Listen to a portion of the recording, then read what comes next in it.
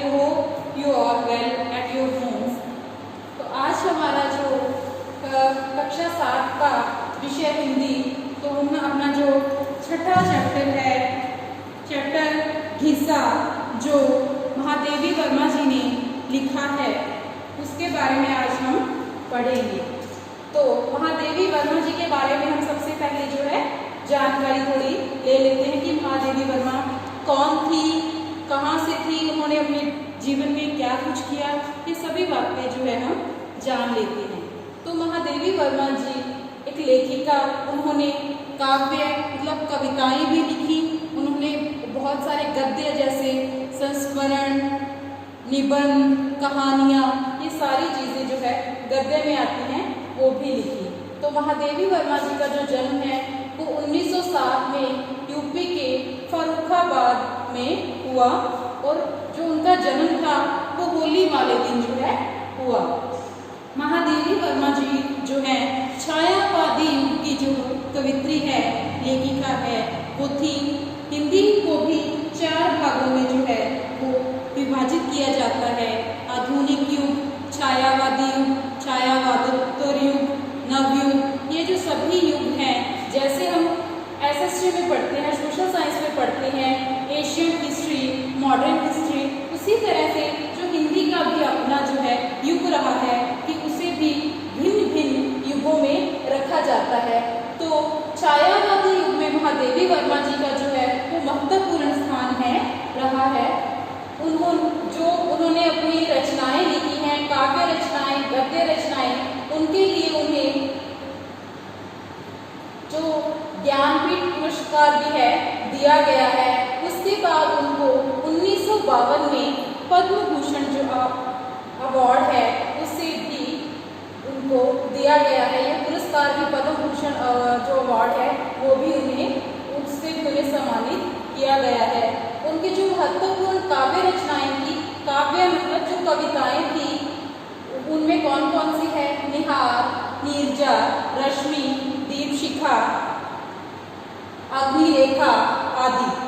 गद्य रचनाएं, उन्होंने जो गद्य लिखे जैसे निबंध, संस्मरण, कहानियाँ, ये सारी जो हैं वो गद्य रचनाओं में आती हैं। गद्य में है अतीत के चलचित्र, पथ के साथी, मेरा परिवार आदि बहुत सारी जो हैं उनकी गद्य रचनाएं हैं जो उन्होंने अपने जीवन में लिखी, और इन्हीं रचनाओं की वजह से उन्हें जो इतनी प्रसिद्धि है वो मिली, जिसकी वजह से उन्हें ज्ञानपीठ पुरस्कार से भी सम्मानित किया गया। उसके बाद उनको 1952 में पद्म भूषण से भी सम्मानित किया गया। आप सभी को महादेवी वर्मा जी के बारे में पता चल गया होगा। उसके बाद हम आज का हमारा जो पाठ है घिसा, पाठ 6, वो शुरू करने जा रहे हैं। तो सबसे पहले हम जान लेते हैं कि घिसा पाठ महादेवी वर्मा जी ने क्यों लिखा, इस पाठ को लिखने के पीछे उनका जो उद्देश्य था वो क्या था।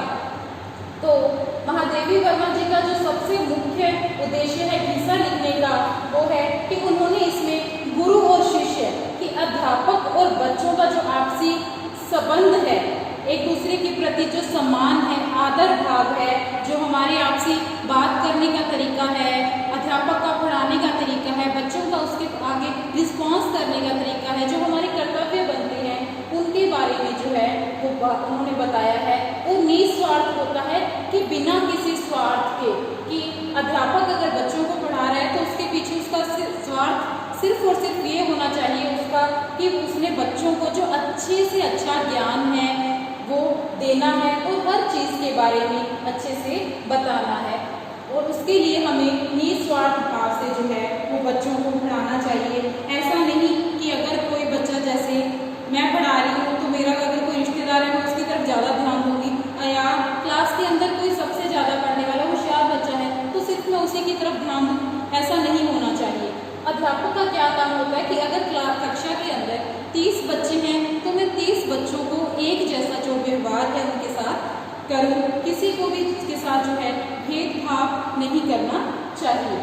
उसके बाद उन्होंने कहा विद्यार्थियों का अध्यापक के प्रति व्यवहार और अध्यापक का बच्चों के प्रति व्यवहार, कि ये दोनों बातें ही बहुत महत्वपूर्ण हैं कि अध्यापक का बच्चों के प्रति क्या व्यवहार होना चाहिए। ऐसा ऐसा नहीं कि अध्यापक जो होशियार बच्चा है उसके साथ बहुत ही प्यार और इज्जत से रहे, पर जो नहीं पढ़ता उसको गालियाँ निकाले, उसकी जो है चांटा भी लगा दे, ऐसा नहीं। अध्यापक को बच्चों के साथ जो है एक समान एक जैसा जो व्यवहार है वो करना चाहिए। वैसे ही बच्चों का भी कर्तव्य बनता है कि वो जो जितने भी स्कूल के अंदर अध्यापक हैं या बाहर कहीं भी जो उनसे बड़े हैं उनका एक जैसा जो है उनके साथ व्यवहार करें, उन्हें आदर भाव प्यार और सत्कार से जो है वो रखें या उनके साथ रहें। और अध्यापक का भी कर्तव्य है कि वो बच्चों के साथ समान रूप में एक जैसा जो है व्यवहार करें। यहाँ पे सम्मान और सम्मान दो जो मतलब है बातें हैं जो कही गई हैं। सम्मान का मतलब होता है आदर करना, किसी को इज्जत देना, और सम्मान का मतलब है समानता, सभी को एक जैसा समझना। ठीक है, उसके बाद हम पाठ का जो शुरुआत है वो करते हैं। सबसे पहले हम देखते हैं कि पहले जो अध्याय में उन्होंने क्या कहा है, महादेवी वर्मा जी क्या कहती हैं कि छोटे छोटे बच्चे हैं वो अपनी जो छुट्टी है उसका आनंद ले रहे हैं। तो गंगा नदी के किनारे एक खंडहर के पास कुछ बच्चे हैं जो झुंड में जो है वो खेल रहे हैं। वहीं पास में गंगा नदी है, उसी तरफ गाय भैंस जो है पानी पी रही हैं नदी के अंदर से, और छोटे छोटे बच्चे भी वहाँ पे लगे हुए हैं। और बच्चे भी ये ध्यान रखते हैं कि जो हमारी गेंद है वो भी क्रिकेट खेलते हैं कि जो हमारी गेंद है वो गंगा नदी के अंदर जो है ना चली जाए। अवकाश है तो सभी को जो है वो बहुत खुशी होती है, वो सभी आनंद और खुशी के साथ जो है वो इकट्ठे हुए हैं और जो अलग अलग जो खेल हैं वो खेल रहे हैं। वहीं नज़दीक ही जो कुछ गवाले हैं वो गाय भैंसों के साथ आए हुए हैं, वो गाय भैंसों को चरा रहे हैं और साथ ही साथ वो छोटे छोटे बच्चों को देखकर बहुत ही खुश हो रहे हैं। गवालों के बालक जो गाय भैंसों को बहकते देखकर लकुटी लेकर दौड़ पड़ते, गडरियों के बच्चे जो अपने झुंड की एक भी बकरी या भेड़ को उस और बढ़ते देखकर कान पकड़ कर खींच ले जाते, और व्यर्थ ही दिन भर गिल्ली डंडा खेलने वाले निठल्ले लड़के भी बीच बीच में नजर बचाकर मेरा रुख देखना नहीं भूलते।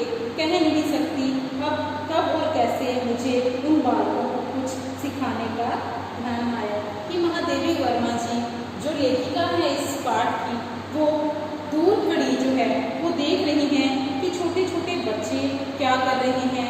जो गवाले हैं उनके बच्चे वो भेड़ बकरियों के साथ गाय भैंसों के साथ आए हैं, वो भी जो सभी अपने जो है अलग अलग क्रियाकलाप हैं वो कर रहे हैं, अलग अलग जो कार्य हैं वो कर रहे हैं। और इन सब चीज़ों को देखकर महादेवी वर्मा जी के जो दिमाग में यह आता विचार आता है कि क्यों ना इन बच्चों को कुछ सिखाया जाए, क्यों ना इन बच्चों को कुछ जो उनके जीवन में आगे जो है काम आए, ऐसा कुछ मैं बताऊं ताकि जो इनका जीवन है वो भी अच्छे से वो कुछ सीख के जो है वो व्यतीत हो।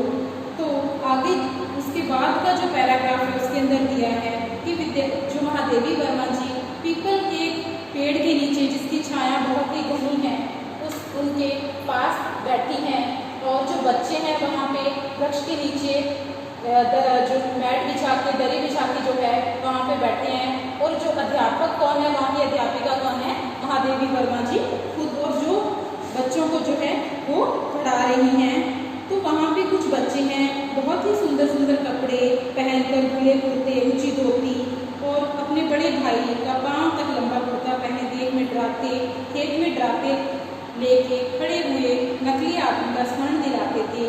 कुछ उभरी पसलियाँ, घड़े, पेट और टेढ़ी दुर्बल टांगों के कारण अनुमान से ही मनुष्य संतान की परिभाषा में आ सकते हैं, पर हिस्सा उनमें से अकेला ही रहा। कि बाकी सभी जो बच्चे हैं वो बहुत ही सुंदर सुंदर पोशाक हैं, अलग अलग भिन्न भिन्न तरह की जो पोशाक हैं वो पहन कर आए हैं, पर हिस्सा उनमें से एक था जो बहुत ही साधारण सा बच्चा था और वो चुपचाप जो है महादेवी वर्मा जी को सुन रहा था। उसके बाद आगे का जो पैराग्राफ है उसमें दिया है कि जो घीसा है उसकी तरफ जो मेन महादेवी वर्मा जी ने ध्यान दिया है कि घीसा किस तरह का बच्चा था, उसका व्यक्तित्व कैसा था, उसका व्यवहार कैसा था, उसका एक अध्यापक के प्रति कैसा था। और घिस्सा के माध्यम से हमें महादेवी वर्मा जी ये बताती हैं कि हमें इसी तरह से अध्यापक का जो है उनके विचारों को अपने जीवन में किस तरह से उतारना चाहिए और अध्यापक का भी बच्चों के प्रति कैसा और किस तरह का जो व्यवहार है वो होना चाहिए। तो हम घिस्सा के बारे में जो है वो थोड़ा जान लेते हैं कि घिस्सा किस तरह का जो है बच्चा था। वो क्या जैसे ही महादेवी वर्मा जी कुछ भी पढ़ाती, कुछ भी उन्हें भले किताब से पढ़ाती या जो हमारे दैनिक जीवन की जो दिनचर्या है हमारी उसके बारे में कुछ भी अगर बात बताती तो वो घिस्सा है वो बहुत ही ध्यान से जो है महादेवी वर्मा जी की सारी बातें सुनता। और पुस्तक में जो उसके पास एक पुस्तक थी जिससे महादेवी वर्मा जी उन्हें पढ़ाती थी उसको जो है खरोंच तक नहीं आने देता था, उससे कोई भी दाग धब्बा नहीं लगने देता था। और उसके पास जो स्लेट थी जिसमें वो सारा कुछ लिखता था उसको जो हर वक्त है वो चमका के रखता था। और छोटे छोटे जो काम है अगर महादेवी वर्मा जी उन्हें कहती तो वो बहुत ही ध्यान, आदर और उत्तरदायित्व होता है कि हमारा क्या जो कर्तव्य बनता है एक अध्यापक के प्रति या बच्चों का अध्यापक के प्रति वो सारा जो है वो ध्यान से सुनता और उन्हें जो अपने जीवन में उतारने की बहुत ही गंभीरता से कोशिश करता। बहुत ही जो घिस्सा है वो बहुत ही चतुर था। अगर महादेवी वर्मा जी उन्हें कहती कि अगर कल ये जो काम है वो करके लेके आना है तो घिस्सा एक अकेला बच्चा था जो अगले दिन अपना जो काम है वो सब बच्चों से पहले बहुत ही अच्छे से साफ सुथरा जो है वो अपनी पार्टी पर उतार के लेके आता। और महादेवी वर्मा जी यह देखकर बहुत ही खुश और प्रसन्न होती। इतना जो आपको मैंने पाठ पढ़ाया है वो बच्चों आप सभी को समझ में आ गया। आगे का जो हमारा पाठ है वो हम हमारी अगली कक्षा में जो है वो पढ़ेंगे।